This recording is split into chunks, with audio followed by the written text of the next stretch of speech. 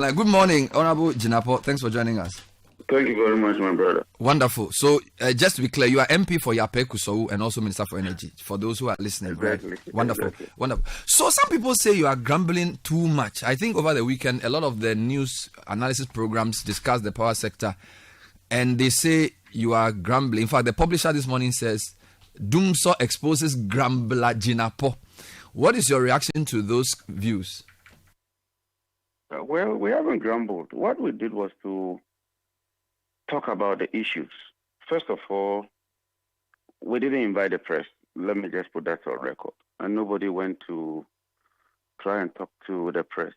Parliament invited the Energy Ministry. Let me even put it that Parliament summoned us. The Committee on Energy summoned the ministry and its agencies, and they want a full briefing on the state of Ghana's energy sector, the challenges, and what we do to resolve those challenges. And so I went to a committee to present facts to the committee. The committee decided that the press should capture the facts that we're presenting. And so there was no grumbling at all. We just presented the facts and presented the solutions that we've put across to address those challenges. If the publisher describes that as grumbling, no, I understand grumbling very well. And I don't think that when you appear before a committee and you present facts, unless as minister, I needed to hide the facts. And what was the fact? One was that Car Power had threatened that they would shut down. We've resolved the matter. The shutdown is no more coming. That's not grumbling. That's solving the problem. That's sitting around the table and finding solutions. The second one was that when we took over, load shedding was around 780 megawatts. That was the shortfall. We've brought on a lot of plants on.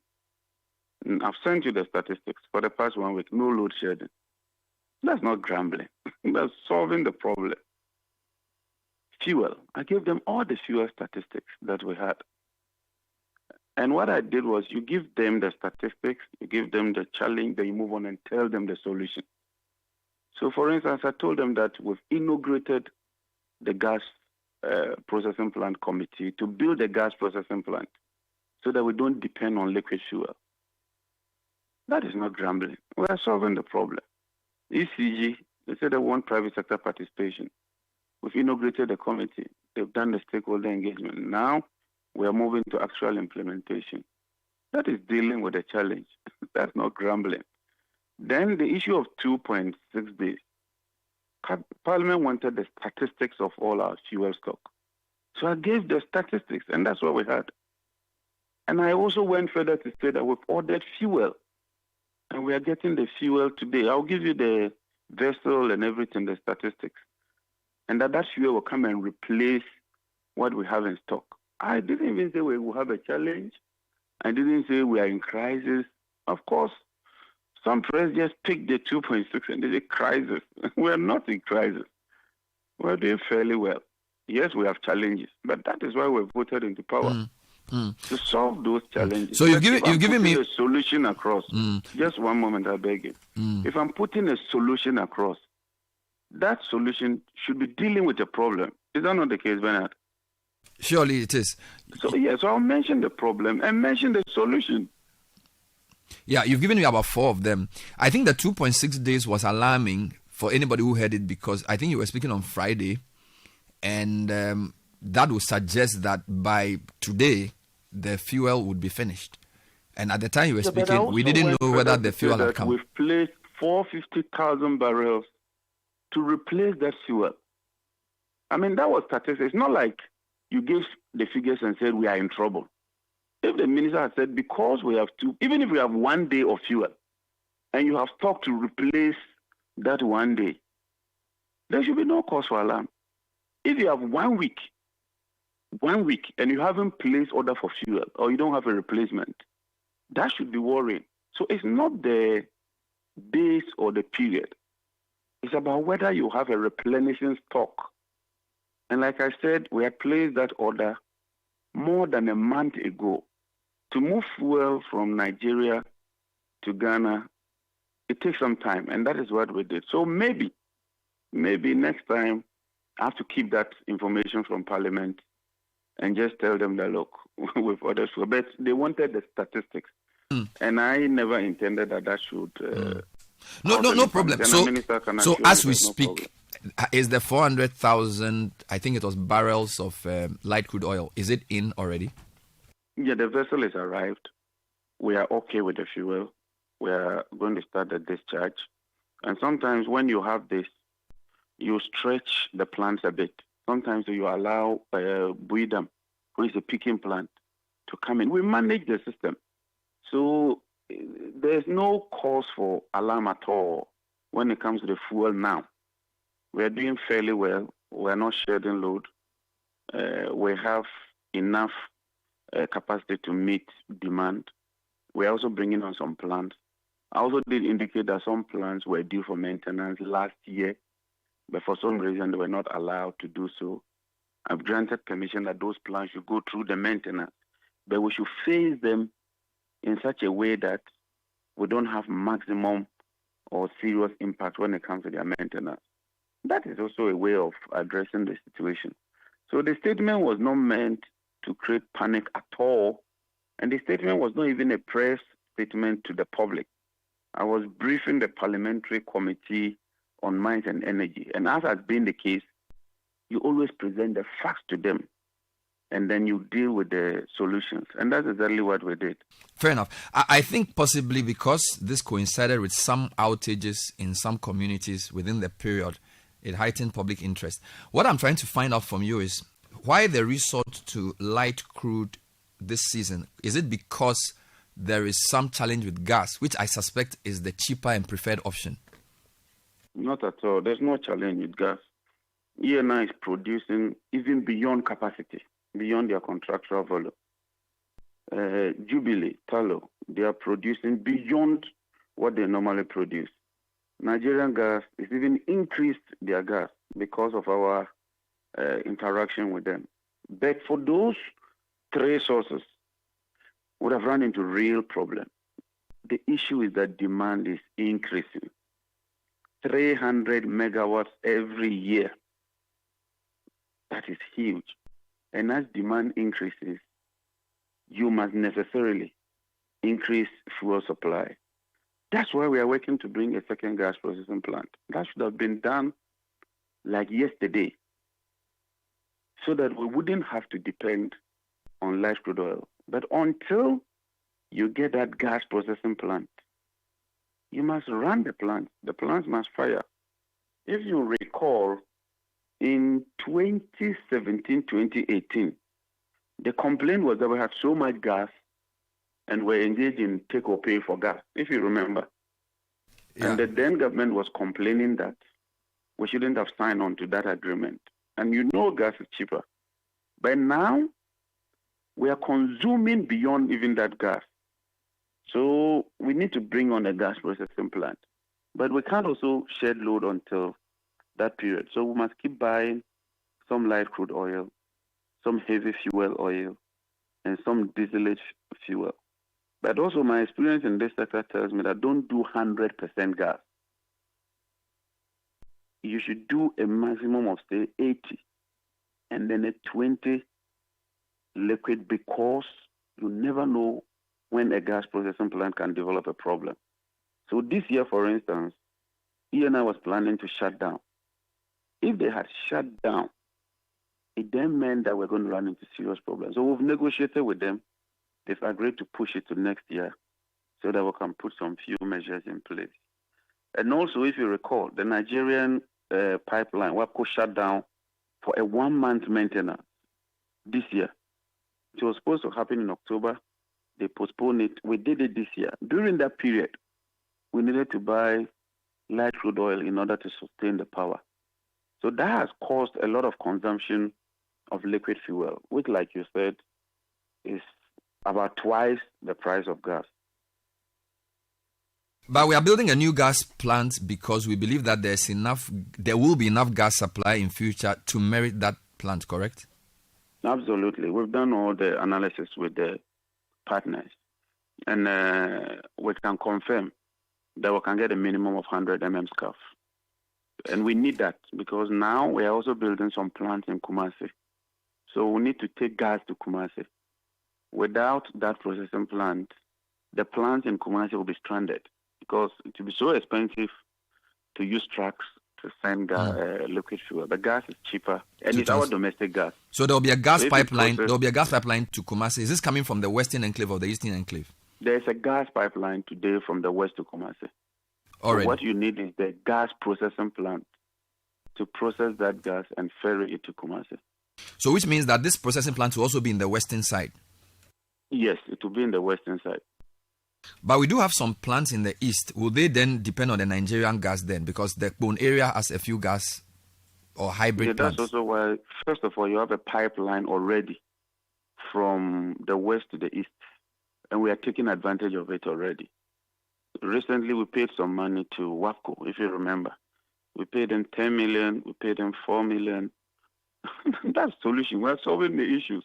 And so already, we are pushing gas from the west to the east. We're also working on an LNG facility in Tema. Remember, today we're having a meeting with GMPC so that we can feed Tema with the LNG facility.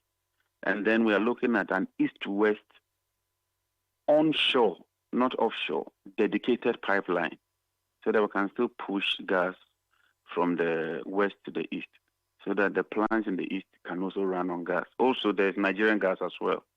So now we don't take Nigerian gas to the west. When we get to the east, we consume all the Nigerian gas. And we are working with Nigeria to also increase gas consumption. All right. We understand that we owe $1.7 billion in debt to power producers. So first question, if that is correct, how are we able to still get money to buy new fuel? Because you're bringing in 400,000 barrels and also some tons of heavy fuel oil and distillate. How are you able to manage the cash flow to pay for these while you are indebted to $1.7 billion? Yeah, the debt is 1.79 billion to IPPs. The debt to generation in general is 3 billion. And so, like you said, that's what you inherited. So we've made some initial payments to some of the IPPs. We've also strictly now adhered to the cash waterfall mechanism, and I issued that directive. Hitherto, you heard the IPPs complain.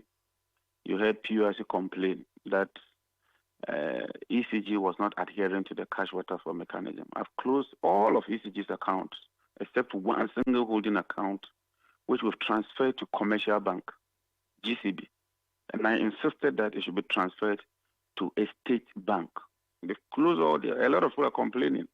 And sometimes it makes me unpopular, but I think that is where we should go. And then I asked that they shouldn't pay any money until the end of the month. What ECG used to do was to take overdrafts and pay the IPPs every week. And so by the end of the month, these overdrafts accrue a lot of interest. We've told the IPPs, let's all be patient. 27th, the Cash Waterfall Committee will meet every month and do the disbursement. We are doing that. So even though that does not entirely solve the problem, it provides some temporary reprieve. Finance Minister has also been helping us, and I thank him a lot. I mean, he's done a lot for us so far. We've kept the power generation on largely because the Finance Minister has been very, very supportive. So yes, we have a huge debt to deal with, but with the measures we are putting in place, and also ECG is going through some reforms. They are increasing their revenue collection. They are reducing their expenditure. In 2024, they spent 8.3 billion on procurement alone. This year, we are not going over 1 billion. So that means that you'll be saving 7 billion as compared to 2024. You can then apply that money to support the IPP payment. I don't want to talk about too many challenges. I want to deal with the issues with the solution. That's what we're doing. I know, because of the feedback coming. No, forget. I have not said you are grumbling. I want to know. I know. By the way, how did we accumulate a $3 billion debt in the generation side, of which 1.8 is for IPP? Is the nature of power generation a credit business, so that it is normal for a country to have a $3 billion debt? Or that's question one. And question two, is the debt purely because of the failure to adhere to the cash waterfall, or the other possible causes? But I know I promised you that I'll have a full interview with you, but I'll answer this. I want to, because you deal with the issues, and I'll be very happy to have a full one with you. First of all, what you call capacity, which I call reserve margin, is not part of the tariff. And you can check from the PURC, and you do a lot of checks, so you can do that check. It's not part of the tariff, so that alone brings about a huge liability. So even if ECG were to collect 100%, there will always be that shortfall. And if government doesn't pay, it will grow. That is one. Two, the liquid fuels that we are consuming today is not part of the tariff structure. So every liquid fuel we buy, you cannot, through the tariff, recover that amount.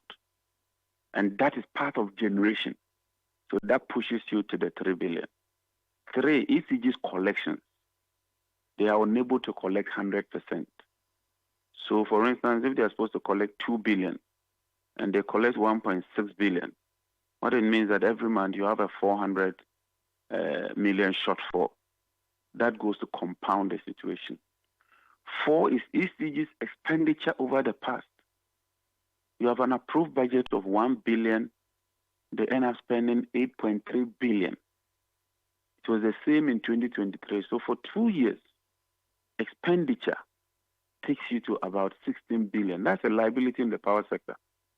Somebody has to pay for it. And then 5, government agencies. Some government agencies do not pay their bills. And if they don't pay, it goes to compound the situation. So these are the 5 main areas that we have identified. And so we are working to solve them. So how do you solve ECG's collection efficiency? We think that the private sector should get involved with billing and collection. Don't collapse ECG. Don't sell ECG. Let ECG give the power to Bernard, so that Bernard will sell to the whole City FM enclaves. At the end of the month, Bernard should come and account to ECG. How Bernard sells that power, how Bernard collects that money, is Bernard's headache. Bernard has to pay the money to ECG. ECG gives Bernard a commission, and then Bernard can also take care of his workers. At least that will increase the revenue. 2, efficiency. Every month, I demand that ECG should write to me about their procurement. And they will strictly do that, so that we don't wait till the end of the year only to realize that there's an 8 billion expenditure. So that as minister, if it flags that they are going beyond, we quickly address that. 3, even internal efficiency. The ECGMD has brought a program to me. We are looking at it. They are merging some of their departments in order to consolidate and bring about efficiency. Then government agencies, Cabinet has approved that government agencies should be put on prepayment meters so that they can budget, plan, and pay for it. The critical ones that have been exempted is health, education, and even those ones, it has to do with like the theaters, the laboratories, the wards, the real sensitive areas. At the end of the month, we'll still bill them, but we'll take the bill to Ministry of Finance to pay. Then the IPPs themselves, we are validating their claims. We want to do a second validation. The bills they are presenting, I want us to scrutinize them very well and drill down on the bills. And also to talk to them if they can come to terms with us so that they can give us some reprieve and then we do the payments. We are doing that with Ministry of Finance. Like I said, Kapa was threatening to shut down. We've negotiated with them. They've rescinded their decision. We are going to validate all the claims and then see how we can address them. Then the cost of generation itself. We're going to Cabinet this week. Cabinet would give us an approval. If we need power next time, don't go and do direct negotiation. For instance, Ghana requires 200 megawatts of solar. Let's advertise. No direct negotiation again. Let's do a competitive bidding process. Then thermal plants, let's do a competitive bidding process. But not just that. We're coming with a policy that says that within 7 to 10 years, you'd have recovered your cost. When you recover, you hand it over to VRA, like we did with Ameri, like we're doing with GPGC now. So that over the years, almost every year, VRA will be getting an additional plant. to be like a BOT approach. Then the cost of fuel itself. We need gas. So if we build a gas processing plant, if we spend $1 billion a year on liquid fuel, you can save between 450 million to 500 million. That alone will go to pay for the cost of the gas. So some of these measures, if we put them in place, and some of which I've told them you have already done, and we are seeing results. For instance, ECG's revenue is increasing. When it comes to outages at the distribution level, the current ECG has been taxed, and they formed 4 gangs instead of 1. It used to be 1 gang. Outages can occur. For instance, yesterday's flooding. If you look at our lighting architecture, we use area poles. We don't use underground cables. So when trees fall or something happens, a pole can break down or there can be an issue. But 4 gangs should be working, particularly in Greater Accra. So yesterday they were working with NADMO. NADMO even asked that some areas should be put off because of the way the water was rising. So you coordinate and work with that. We are making progress. We are making very good progress. All right.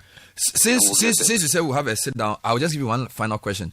The minority say they will oppose any proposal for tariff hikes, and they say that the focus will be on ECG, as you are doing. My question is, in early May, we had an increase in tariff because of the calculation from the 3 previous months. But we've seen the cedi strengthen against the dollar, and some have asked that there should be a reduction in tariffs on the basis of this. Right. I also know that because your debts are in dollars, if the cedi appreciates, it's better for you. You don't need that much cedis to pay for the dollar debt. So the question generally is, what is your outlook for tariffs, and do you agree with those who say that there should be no further increase in tariffs for a while because consumers are not happy? Well, they knew that, and yet they signed on to the IMF program and agreed that tariffs should be increased. They even signed on that they should be VAT on domestic consumption. Do you remember? As part of the IMF program, they implemented VAT on domestic consumption. They signed that every quarter tariffs should be increased. So it's not about increasing tariffs or not increasing tariffs. If tariffs must go down, they must go down. And like you said, if the dollar has appreciated, let's do the calculations. The PRC does the tariff. As minister, I really can only make a suggestion. But where tariffs ought to be increased, they will be increased. Look, the only way to deal with this sector is to be transparent and make it known to everybody, including you and everybody. I've even said that the PRC should publish their tariff setting methodology, just like we're doing with MPA. So that, look, MPA, before the end of the month, a lot of CSOs are able to tell the price movement. We should be doing the same with the energy sector and also bring about efficiency at ECG. But I'm saying, for instance, if the capacity is not part of the tariff, somebody must be paying for the capacity. Don't you agree with me? Well, I'm sure there will be a lot more time to discuss. Look, thank you. If fuel is not part of the tariff, somebody must be paying for the fuel. We'll talk soon again. Just to say that we in the media think you should keep talking because that's why we are here. So if those who say, well, the advice I also get is that I should keep quiet for now. No. Well, if the power, even this morning, there's a lot of people commenting about power going off because of the rain, and because power is such a daily issue. If the ministry is not telling us anything, it worsens the anger. So for me, every explanation is useful. So if you be available as you have been, it helps us. Anyway, I learned some lessons from the parliamentary briefing. I won't talk about that now. So as we work, we also learn, and then we use that to improve the work we do. But we'll keep at it. We'll keep working very hard. And from where I sit, I see real results coming, and I'm confident that this sector will turn it around. Thank you. That was John Jinapor, Minister for Energy and MP for Yapekuso. It's 11 minutes past 8.